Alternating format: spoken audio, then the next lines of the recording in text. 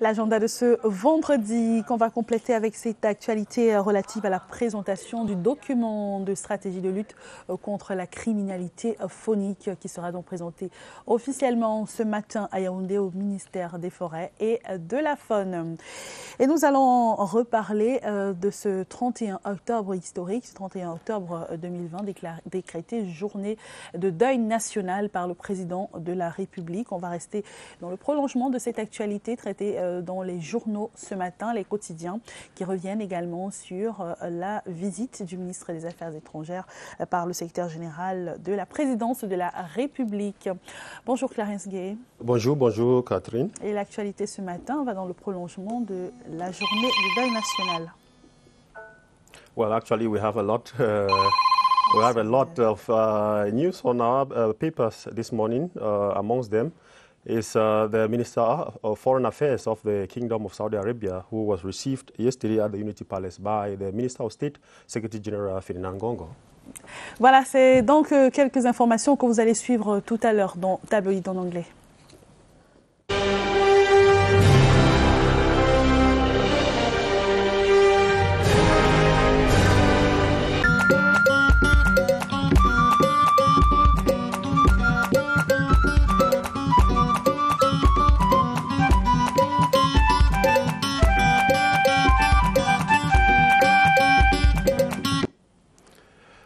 It is Friday, the 30th of October 2020. Good morning, ladies and gentlemen. This is Tabloid, or call it Press Review on CRTV and CRTV News. We are glad having you this morning. We begin our press review with the National Bilingual Daily Cameroon Tribune.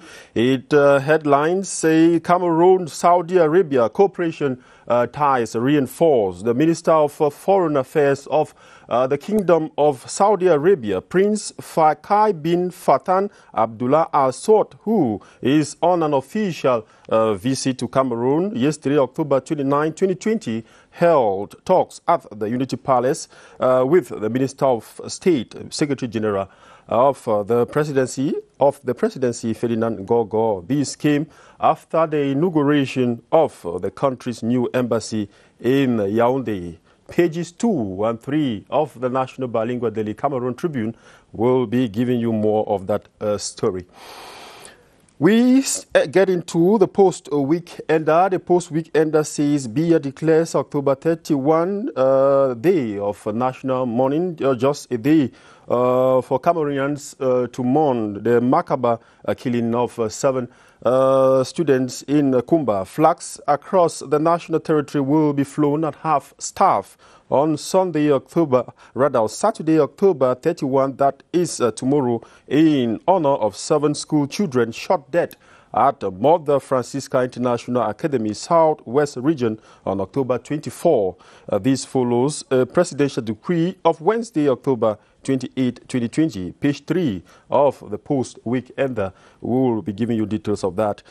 The municipal updates still on the Kumba killings say Biya decrees day of mourning. Municipal update says the President of the Republic on Wednesday, October 28, signed a decree announcing October 31 as a National Day of Mourning for victims of the Kumba massacre.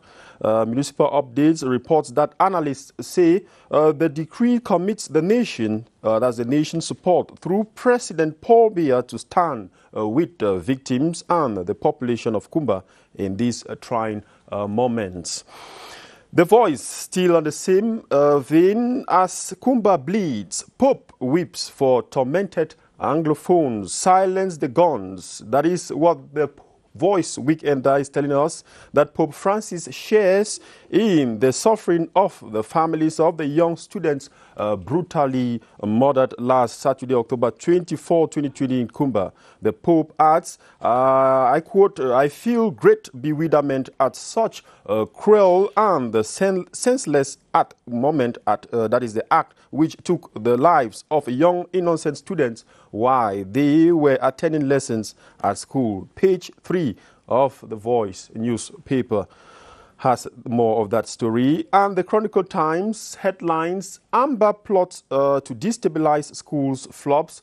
The Chronicle Times says Sako Ikome Ayaba, Christensia Assong, agents of doom, uncovered. Attempts to manipulate public opinion with old videos failed. Elite reassured population and, of course, learners why. Meanwhile, Pope Francis prays for Kumba school massacre victims. The head at the Vatican prays for peace to return to the northwest and southwest region. All of these you can find them, that is in details, in the Chronicle Times of this morning. And the Guardian Post, away from the massacre, but still in Kumba, but on a different sad story. It's a man burned to death for alleged robbery. That is what the Guardian Post newspaper reports this morning, that a man whose name the Guardian Post got as Lawrence Tabby is reported to have been burned to death for alleged burglary Sunday, October 25 in Krama vicinity of Kumba, Meme division of the Southwest region. Tabby, who was said to be a builder, is reported to have, alongside two others, entered into a family house with intent to steal money. Page 3 will be giving you details of that humanitarian news. And we run up our press review this morning with Co-Santé headlines. Projet Musac dit Alima lance la construction de 16 hôpitaux. The project of factors of the economy has been launched. The terms of the contract to effectively start the construction of some hospitals. That's 16 hospitals in Cameroon were spared out. That's on October 28 in Yaoundé. The project coordinator Sylvestre Di Alima during the launch said the project has suffered major setbacks since the beginning of this year due to the coronavirus pandemic. Pages 6 to 7 has details of that health news. And that was it for Tabloid this morning on CRTV and CRTV News. Wishing you a splendid weekend and to meet again on Monday. Thanks for watching.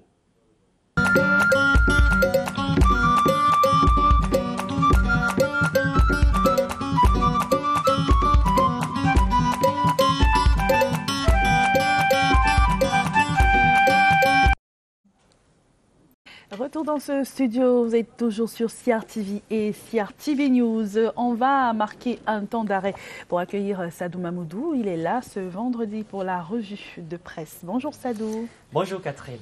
Qu'est-ce qui une semaine Naturellement, c'est les événements du 24 octobre qui marquent encore l'actualité avec cette session de prière dans toutes les mosquées de la République du Cameroun, telle que signifiée par le Conseil des imams et dignitaires musulmans du Cameroun, mais également dans les chapelles, peu importe les obédiences. Aujourd'hui, la République du Cameroun tout entière est debout en dépit de cette actualité tragique, triste, qui nous écœure tous, cet islamo-fascisme également qu'on voudrait combattre dans le septentrion et qui atteint sur d'autres cieux, mais aujourd'hui, l'islam, le christianisme font chorus pour justement prier pour le repos éternel de ces enfants arrachés brutalement à la vie, mais également pour soumettre et surtout confier l'avenir du Cameroun au Tout-Puissant. Voilà, d'autres informations seront contenues dans les journaux après ceci.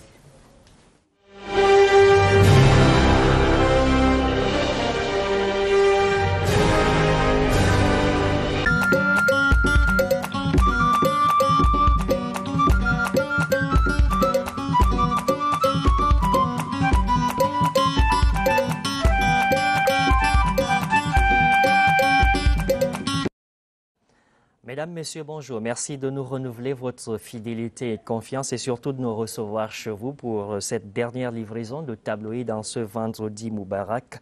On ouvre cette édition de tabloïd par le quotidien national bilingue Cameroun Tribune. Enfants assassinés à Kumba, à jamais dans nos cœurs. Le quotidien gouvernemental à capitaux publics revient justement sur cette catastrophe. Désormais, il faut le dire, c'est une catastrophe au même titre que celle de Lagnos ou encore les attaques perpétrées sur des villages entiers dans le septentrion par le groupe terroriste Boko Haram ou tout simplement la catastrophe ici de Sam et Foulane. 24 octobre désormais marqué en noir dans l'agenda du Cameroun avec 7 âmes innocentes parties sous des machettes et des balles des personnes quasiment inhumaines, pas quasiment mais surtout barbares. Eh bien, le quotidien gouvernemental revient sur la pléthore d'actes de recueillement, mais également des bougies qui seront posées ça et là. Aujourd'hui, vendredi 30 octobre, l'an de grâce 2020, c'est une occasion pour les différentes chapelles religieuses et politiques de se retrouver. L'esprit de cette nation unie, indivisible, va certainement jaillir et permettra à cette République d'aller de l'avant.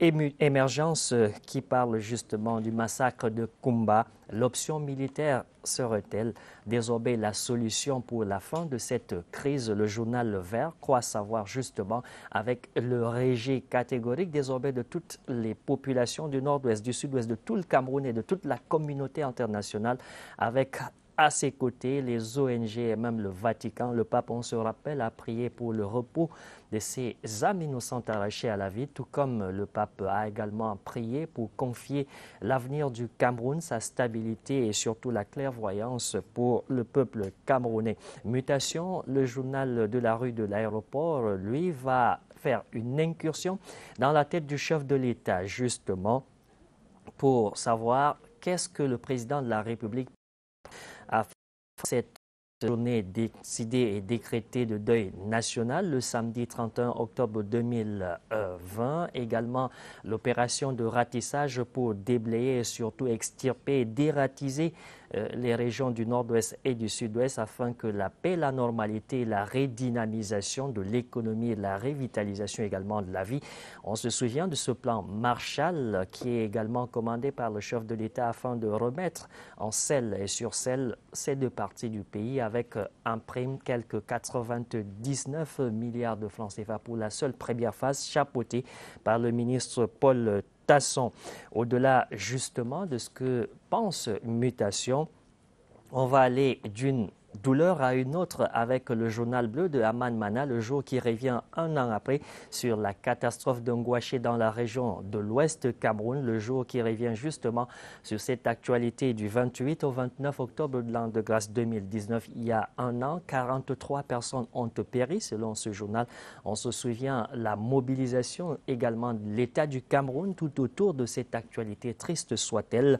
Et le rapace épervier fait une photographie de ce site plongé dans une broussaille, nous apprend ce journal, ce qui fait naître et développer des repères de criminels, ce qui est également à redouter selon ce journal. Et désormais, EcoSanté lui s'intéresse ce 30 octobre 2020 sur les infrastructures sanitaires afin de permettre non seulement à la couverture santé universelle, promesse du chef de l'État et cheval de bataille du ministre camerounais de la Santé publique, mais surtout l'avenir du Cameroun en dépend. Un Camerounais de bien traiter, un Camerounais en santé, c'est toute la République qui se porte très bien. Et la mutuelle de santé entend mettre en branle 16 hôpitaux. On y va également dans l'actualité avec la commune de Marois 1er qui n'en finit pas d'effrayer la chronique avec justement cette élection bloquée selon l'Œil du Sahel, le journal spécialisé sur l'actualité des régions septentrionales. Ce tri-hebdomadaire revient justement sur cette élection qui, encore une fois de plus, est bloquée selon le journal de Guiba et Gatama, l'élection qui avait vu Amidou Hamadou être porté à la tête de cette municipalité, puis l'annulation par les instances juridictionnelles. Eh bien, désormais, les deux candidats, Amadou Hamidou et Youssouf Issa Balarabé, sont donc au coude à coude et c'est bloqué par des tensions. Ici, dans la ville aux 7 collines, la mairie de Yaoundé 2 est au point avec les commerçants, nous apprend le journal Le Quotidien. En cause, justement, selon Le Quotidien, les impôts communaux. Eh bien, c'est une sorte de soulèvement auquel on assiste donc en raison de cette taxe communale, zone de libre-échange. Et puis, au bas de cette livraison de tabloïd de ce 30 octobre 2020, nous prenons le quotidien L'économie qui revient sur l'entrée prochaine de la zone de libre-échange intercontinental ZLECAf et le Cameroun qui adopte quelques 300 normes afin de préparer notre économie pour mieux aborder et surtout permettre l'accostage de ce navire qui est, selon les économistes, l'un des plus gros espaces marchands avec plusieurs ouvertures, dont la zone ouest africaine. Mesdames, Messieurs, merci de votre fidélité. Lundi est une nouvelle semaine. Prenez soin de vous, chaque jour étant une vie. Au revoir, à très bientôt.